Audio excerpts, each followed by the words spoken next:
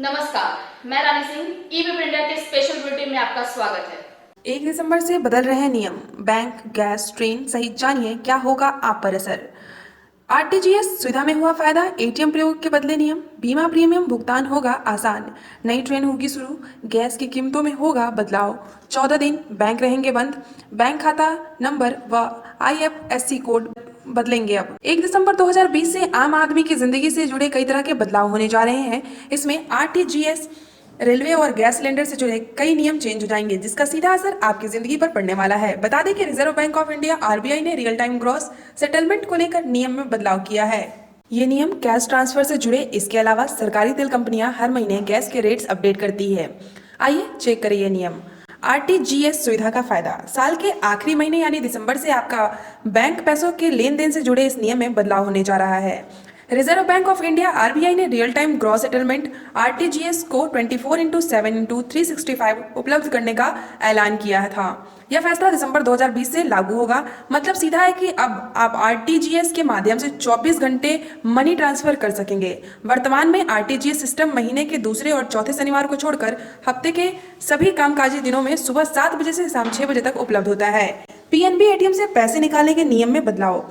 1 दिसंबर से PNB 2.0 PNB eOBC eUNI one time password OTP based cash withdrawal सुविधा लागू करने जा रहा है। 1 दिसंबर से रात 8 बजे से लेकर सुबह 8 बजे के बीच पीएनबी 2.0 एटीएम से एक बार में 10,000 रुपए से ज्यादा की कैश निकासी अब ओटीपी बेस्ड होगी। यानी कि इन नाइट आवर्स में 10,000 रुपए से ज्यादा का अमाउंट निकालने के लिए पीएनबी ग्राहकों को ओटीपी की जरूरत होगी। इसलिए ग्राहक अपना मोबाइल साथ लेकर जाएं।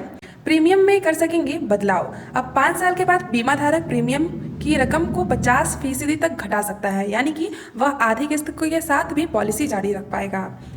1 दिसंबर से चलाई जाएंगी कई नई ट्रेनें। आपको बता दें कि इंडियन रेलवे 1 दिसंबर से कई नई ट्रेन चलाने जा रहा है।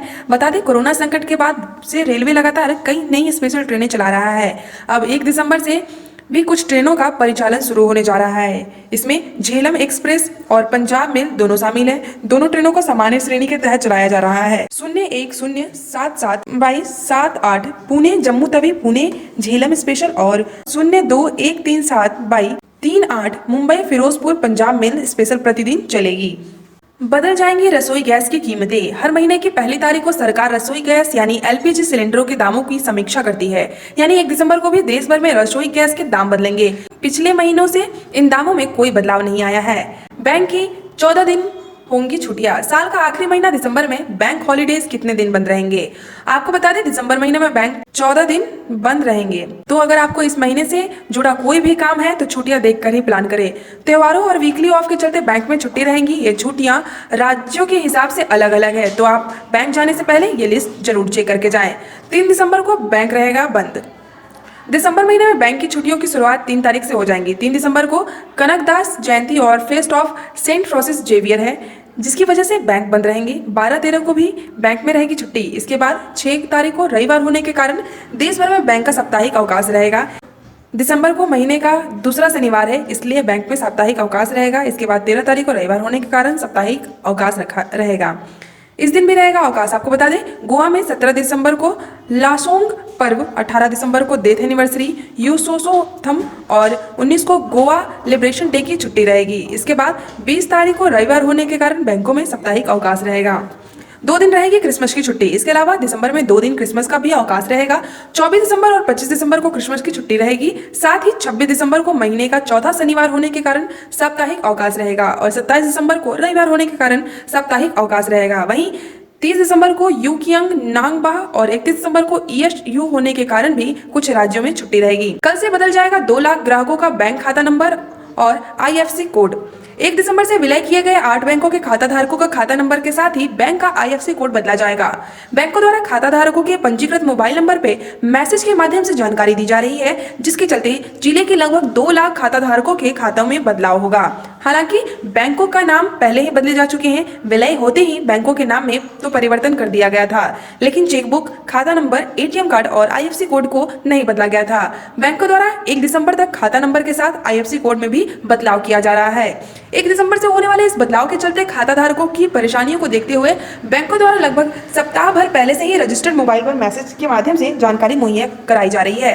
हालांकि जिन ग्राहकों के मोबाइल बैंकों से पंजीकृत नहीं है उनको परेशानी का सामना करना पड़ सकता है।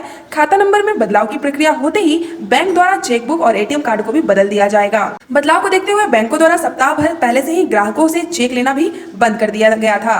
हालांकि चेकों की क्लियरिंग नहीं होने के कारण तकनीकी परेशानी बताया जा रहा है। इन बैंकों का हुआ विलय। ओरिएंटल बैंक ऑफ कॉमर्स और यूनाइटेड बैंक ऑफ इंडिया को पंजाब नेशनल बैंक में, देना बैंक और विजया बैंक को बैंक ऑफ बड़ौदा में, सिंडिकेट बैंक को केनरा बैंक में, इलाहाबाद बैंक को इंडियन बैंक व कॉरपोरेशन बैंक को यूनियन बैंक में विलय कर दिया गया है। सावधानी आवश्यक है। बैंकों के विलय की जानकारी होते ही ठगी करने वाले भी सक्रिय हो गए हैं। लोगों से फोन कॉल कर गोपनीय जानकारी मांग रहे हैं, जिसके चलते लोग ठगी का शिकार हो सकते हैं। बैंकों द्वारा मैसेज के माध्यम से गोपनीय जानकारी शेयर नहीं करने को जागरूक किया जा रहा है। बैंकों के विलय होने की जानकारी पूर्व में ही दे दी गई थी।